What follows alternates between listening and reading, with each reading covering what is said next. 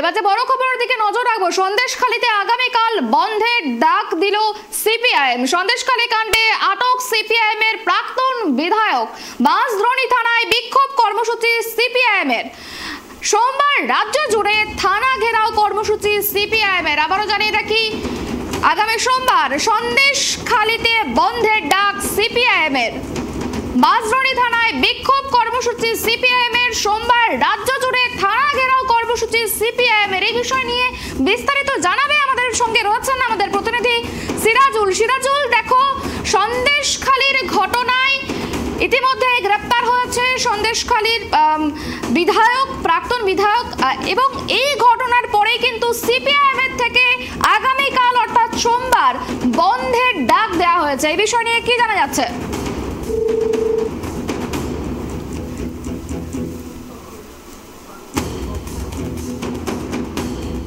যোগাযোগ বিচ্ছিন্ন হয়ে গিয়েছে। আবারও জানিয়ে রাখি, সন্দেশখালী কাণ্ডে আটক সিপিআইএম এর প্রাক্তন বিধায়ক। এই ঘটনার পরে সন্দেশখালীতে আগামীকাল অর্থাৎ সোমবার বন্ধের ডাক দিয়েছে সিপিআইএম। আজই সন্দেশখালীতে গিয়েছিলেন মীনাক্ষী মুখার্জি। সেখানে পুলিশি বাধার মুখে পড়তে হয়েছে মীনাক্ষী মুখার্জিকে এবং মীনাক্ষী মুখার্জি সহ সিপিআইএম কর্মী সমর্থকদের, এবং সেখানে পুলিশি বাধার মুখে পড়ে সেখান থেকে পুনরায় কলকাতায় ফিরে আসেন মীনাক্ষী। এই ঘটনার পরেই কিন্তু আগামীকাল অর্থাৎ সোমবার সিপিআইএম এর তরফ থেকে রাজ্য জুড়ে থানা ঘেরাও কর্মসূচি ডাক দেওয়া হয়েছে। পাশাপাশি সন্দেশখালীতে বন্ধের ডাক দিয়েছে সিপিআইএম। আবারও জানিয়ে রাখি, সন্দেশখালীতে বন্ধের ডাক দিল সিপিআইএম। এই বিষয় নিয়ে কথা বলবো, আমাদের সঙ্গে রয়েছে আমাদের প্রতিনিধি সিরাজুল। সিরাজুল, দেখো, যেমনটা জানতে চাইছিলাম যে সন্দেশখালী কাণ্ডে গ্রেপ্তার হয়েছে প্রাক্তন বিধায়ক। সেই ঘটনার পরেই সিপিআইএম এর পক্ষ থেকে সন্দেশখালীতে বন্ধের ডাক দেওয়া হয়েছে। এই বিষয়ে কি জানা যাচ্ছে?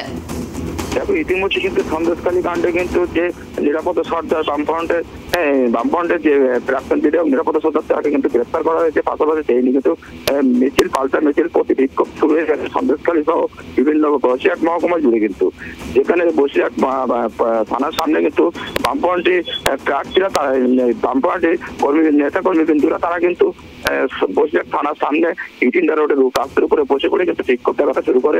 নিরাপত্তা সর্দারকে মুক্তি দিতে হবে এবং তাকে বেআইনিভাবে ফাঁসানো হয়েছে নানান অভিযোগ তুলে কিন্তু তারা বিক্ষোভ দেখাতে শুরু করে। পাশাপাশি কিন্তু আজকে কিন্তু নেজাটের কিন্তু মীনাক্ষী মুখার্জি, তিনি কিন্তু সন্দেশখালীর মধ্যে থেকে গিয়েছিলেন ভুল পথে, অর্থাৎ নেজাট করে কিন্তু যেতে চাইছিলেন। সেদিক দিয়ে কিন্তু 140 টাকা জারি ছিল সন্দেশখালীতে। সেই কারণে কিন্তু নেজাট থানা পুলিশ মীনাক্ষী মুখার্জিকে আটকে দেয়, সেখানে ঢুকতে বাধা সৃষ্টি করে। পাশাপাশি কিন্তু এই নিয়ে কিন্তু বিক্ষোভ, প্রতি বিক্ষোভ কিন্তু বিভিন্ন জায়গায় দেখা গেছে। পাশাপাশি কিন্তু ইতিমধ্যে নিরাপত্তা সরকারকে মুক্তির দাবি তারা জানিয়েছেন, যেভাবে তাকে ফাটতে হবে এমনটা কিন্তু অভিযোগ করছে। এই নিয়ে কিন্তু সন্দেশখালী যেহেতু 140 টাকা আছে, তার চারিপাশে কিন্তু বিক্ষোভ, প্রতি বিক্ষোভ কিন্তু দেখাবে এমনটা কিন্তু সূত্র মারফত খবর পাচ্ছে। পাশাপাশি সন্দেশখালী বিধানসভা জুড়ে কিন্তু ইন্টারনেট পরিষেবা বন্ধ আছে 144 ধারার পাশাপাশি। দেখো সিরাজুল, তোমার কাছে যে বিষয়টা জানতে চাইবো যে আজকে যেভাবে মীনাক্ষী মুখার্জিকে পুলিশি বাধার মুখে পড়তে হচ্ছে, সেক্ষেত্রে আগামীকাল সোমবার যে বন্ধের ডাক দেওয়া হয়েছে সিপিআইএম এর পক্ষ থেকে, সেটা কতটা কার্যকর হবে বলে মনে করছো? দেখো, যদি 140 ধারা উঠে যায় সেক্ষেত্রে কিন্তু বন্ধ অনেকটা সফল হবে বলে মনে করা হচ্ছে। কিন্তু যে খবর আমরা পাচ্ছি সেক্ষেত্রে কিন্তু বন্ধ কিছুটা সফল হলেও কিন্তু হবে, এটা কিন্তু জানা যাচ্ছে। পাশাপাশি তৃণমূলের যে না হলে কিন্তু এই যে বিভিন্ন যে প্রতিহিংসা ছড়িয়েছে সন্দেশখালীতে, তারই প্রতিবাদ কিন্তু এলাকার মানুষ জানিয়েছেন এবং সেই প্রতিবাদের এতে কিন্তু অগ্নিগর্ভ হয়ে গেছে কিন্তু সন্দেশখালী। সেখানে কিন্তু একটা বন্ধ সফল হওয়ার সম্ভাবনা থেকেই যাচ্ছে। সেক্ষেত্রে দেখো সিরাজুল, সেক্ষেত্রে যদি 144 ধারা জারি থাকে, সেক্ষেত্রে যদি বন্ধ করা হয় তাহলে নতুন করে তো আবার অশান্তি তৈরি হতে পারে সন্দেশখালীতে। একদমই যদি 140 ধারা জারি থাকে তাহলে কিন্তু ওখানে বন্ধ কোনো রকম ভাবে সফল করা যাবে না। কারণ 140 ধারা যদি উঠে যায় সেক্ষেত্রে হয়তো বন্ধ সফল করা সম্ভব হবে, কিছুটা কিছুটা সম্ভব হবে। কিন্তু 140 ধারা জারি থাকাকালীন কিন্তু ওখানে কাউকে প্রবেশ করতে দেবে না এবং জমায়েত পুলিশ কিন্তু কড়া পদক্ষেপ নিয়ে কিন্তু তৈরি হয়ে আছে সন্দেশখালী জুড়ে। বিশাল পুলিশ বাহিনী কিন্তু মোতায়েন করা হয়েছে। যেহেতু পুলিশ, রাজ্যের পুলিশ কিন্তু সেখানে আইপিএস, বিভিন্ন একাধিক আইপিএস অফিসার তারা কিন্তু সন্দেশখালীতে পড়ে আছেন। পাশাপাশি সূত্র মারফত আমরা যে খবর পাচ্ছি, রাজ্যের রাজ্যপাল তিনি হয়তো গতকাল সন্দেশখালীতে আসতে পারেন আইনি ব্যবস্থা খতিয়ে দেখতে। পাশাপাশি শুভেন্দু অধিকার যে রাজ্যপালের হস্তক্ষেপ দাবি করেছেন, তারই প্রতি প্রেক্ষিতে কিন্তু আসতে পারে বলে এমনটাই অনুমান করা হচ্ছে সূত্র মারফত। দেখো সিরাজুল, সিপিআইএম এর পক্ষ থেকে যে বন্ধের ডাক দেওয়া হয়েছে, এই বন্ধ সফল করতে সিপিআইএম এর পক্ষ থেকে বিভিন্ন রকম পদক্ষেপ নেওয়া হবে। সেক্ষেত্রে পুলিশের পক্ষ থেকে কিরকম পদক্ষেপ নেওয়া হয়েছে? এই বন্ধ যদি করে সেক্ষেত্রে আরো নতুন করে অশান্তি তৈরি হতে পারে। সেই বন্ধ রুখতে কি পুলিশের তরফ থেকে কোনো রকম পদক্ষেপ নেওয়া হয়েছে বা কড়া সতর্কতা জারি করা হয়েছে কোথাও?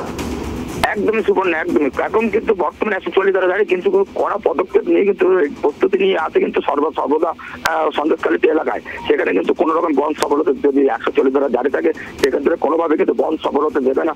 পাশাপাশি কিন্তু 140 ধারা যদি উঠে গিয়েও থাকে সেক্ষেত্রে কিন্তু বন্ধ কতটা লোক জড়ায় পড়তে দেবে সেটা পুলিশ প্রশাসন কড়া পদক্ষেপ নেবে এমনটাই কিন্তু মনে করা হচ্ছে। কারণ একাধিক আইপিএস অফিসার তারা কিন্তু সন্দেশখালীতে এই মুহূর্তে উপস্থিত আছে এবং কড়া পদক্ষেপ নেওয়ার জন্য তারা কিন্তু সব রকম প্রস্তুতি নেবেন এমনটাই মনে করা হচ্ছে। সুবর্ণ, ধন্যবাদ সিরাজুল। যেমনটা জানা গেল যে সন্দেশখালী কাণ্ডে ইতিমধ্যেই সিপিআইএম এর পক্ষ থেকে বন্ধের ডাক দেওয়া হয়েছে। তবে যেহেতু সন্দেশখালীতে 144 ধারা জারি করা হয়েছে এবং আজকের যে ঘটনা প্রকাশ্যে এসেছে, মীনাক্ষী মুখোপাধ্যায় তিনি গিয়েছিলেন সন্দেশখালীতে, সেখানে তাকে প্রবেশই করতে দেওয়া হয়নি, পুলিশি বাধার মুখে পড়তে হয়েছে, পুলিশের সঙ্গে বচসায় জড়িয়েছেন এবং পুনরায় সেখান থেকে তিনি ফিরে চলে এসেছেন।